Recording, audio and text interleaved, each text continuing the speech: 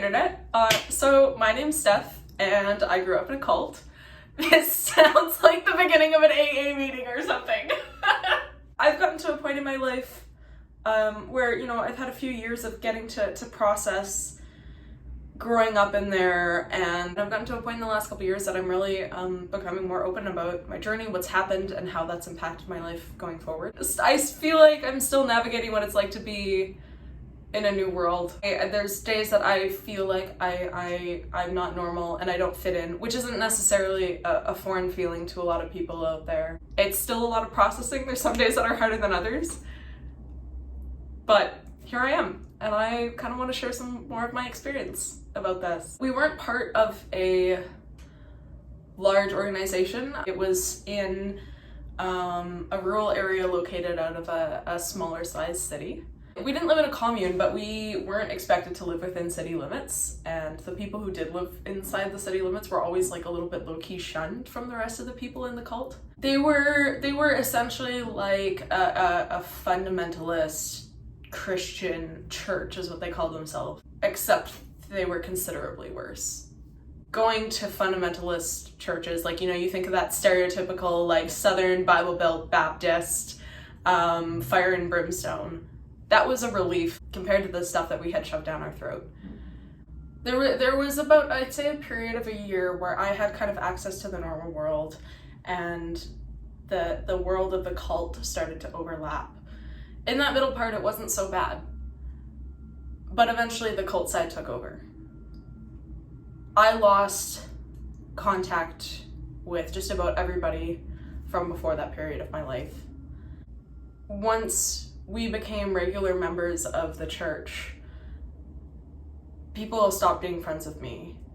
And I saw this a lot growing up, in that like, oh, new people are coming, you gotta befriend them and, show them how amazing this place is. Once they've got your hooks on you, that stuff doesn't matter anymore. So I had a really hard time making friends, and then I was always treated as a little bit of an outsider. Like, I could always tell I was a little bit different because I wasn't born in the cult like a lot of the people there were. I had, 6-7 years of access to the normal world, and especially during like that early developmental period of your life, like that was super important for me. And I'll maybe share at a later point in time, like I think that saved me from a lot of the worst of what happened there. The years that followed definitely changed the projection of a lot of my life. I got homeschooled, which is pretty common in a lot of like any kind of fundamentalist circles. We had services 4 or 5 days a week. So once we got involved full time, like that basically became my life.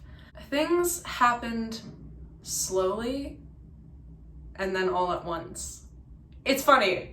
Surprisingly, no cultish organization ever goes up to like a new potential member and goes, hey, do you want us to control every single aspect of your life and take away your ability for free thought? Because that's what we're gonna do. You should join us. No, it's the opposite. Like, people pretended to be our friends. Like, every single family in the church had us over for dinner and wanted to get to know us better. And then very slowly, it was like, oh, like you should, change the way that you dress a little bit, and, maybe you shouldn't wear those clothes, and oh, maybe you shouldn't listen to this type of music. And you should get rid of your TV. And actually, electricity is the devil. You shouldn't be talking to these sort of people anymore. And oh, your family doesn't hold these values, you should break contact with them. You don't want them to influence you. It's amazing the gradual psychology that cults manage to use. Like, the manipulation tactics are textbook. And I don't think the leader of our cult was smart enough to do that, yet that's exactly what he used. Any kind of questioning, any kind of seeking outside was wrong. And if you were going to consider those other things, it wasn't that you were going to disappoint the cult leader. No, you were going to disappoint God. So in essence, his teaching became God. He didn't say, oh, you need to follow me, you need to follow what I say. His way of putting it was that he was just saying what God wanted us to do. So if we weren't going to listen to him, then we weren't listening to God. Everything that could have encouraged us to have critical and independent thought was wrong. We were encouraged not to get higher education. Our education had to come from a Christian source, which had a way of tainting a lot of science and history. Every aspect of our lives was controlled. The people I talked to, the way I talked, the way I wanted to express myself, the way I cut my hair, all of that was controlled. Now double that with also there being abuse in my house, which was not uncommon in the cult scene. And as bad as it was for me sometimes, and it got really bad, I don't think I saw it as bad as some of the other people that I grew up with there. I was involved with the cult until I was 18. And even when I was young, and I was obviously, when you're young, you're heavily influenced by, your parents' teaching and what they expose you to. There was always a part of me that just felt like there was something missing there. That there wasn't the joy, the love, the connection that Christianity or any type of, religious belief in God was supposed to bring you. That was missing. And I always felt that deep down inside. And I think growing up, that was my anchor, that there's gotta be more to this. This isn't the answer. Over the years, as I got into my late teens, I started, getting a little bit more independence as I was able to get a job and get a little bit more involved in sports. That was a huge help to me. I finally got to see more and more glimpses of the outside world. I got to connect with people that, they wouldn't come out and tell me like, hey, this is a cult, this is bad, you really need to get out of there. But they would share their own experiences and their own perspectives. And that opened my mind to there being so much more. Finally, I was at a point in my life where I was starting to find social connections and find friends. And then I turned 18. And I realized that the only way that I was going to get a clean break from this was if I completely moved away. And that wasn't easy. Never having a strong social support, and then finally finding that a little bit, finally starting to build friendships, and then moving across basically to the other end of the country where I had no family, no friends, very limited life experience up until this point. It made things like finding a job harder. It made things like school harder because I had such a hard time connecting with other people. I think two things that have really helped me a lot the last few years are Drag Race.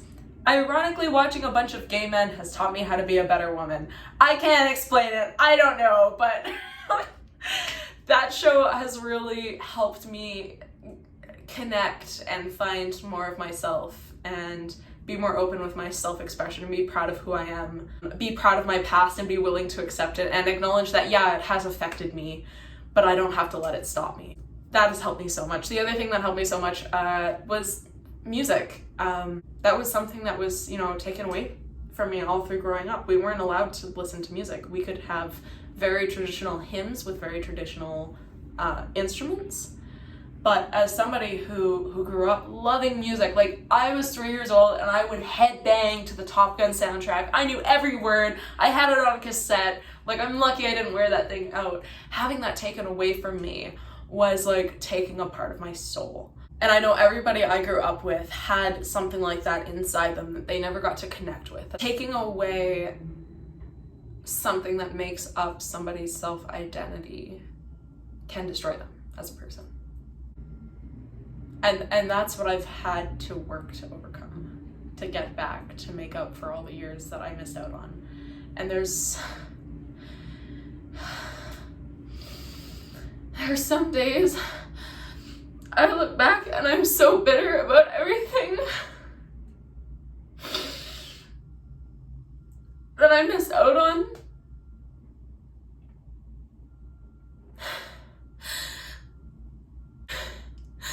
But that doesn't,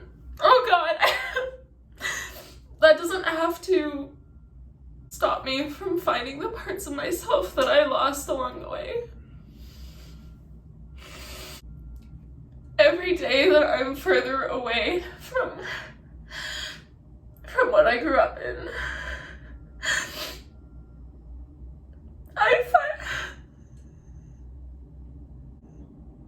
I find an increasing amount of joy in the simplest things that I never got to experience. like listening to music and sitting on the balcony and drinking a cup of tea. Or going to a metal show and just getting the headbang and let loose. Or sitting down and enjoying the company of a friend.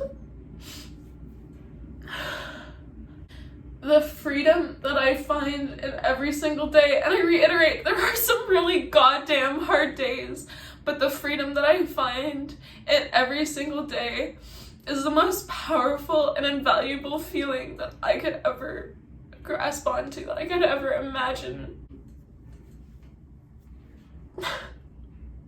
Oh god, I look gross. I'm an ugly crier.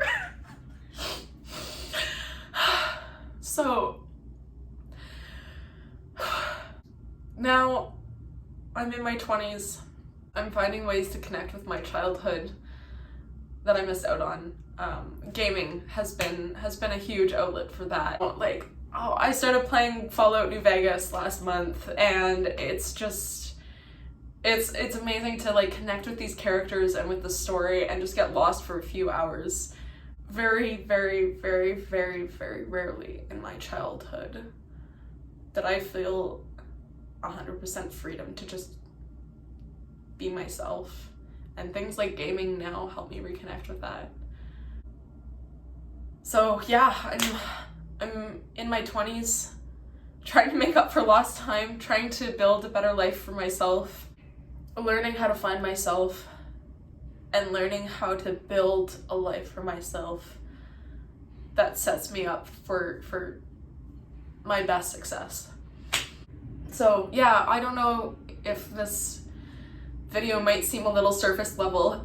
I still have a hard time knowing sometimes what's normal for most people and what isn't. So I feel like I kind of shared this experience at maybe a more surface level sort of thing.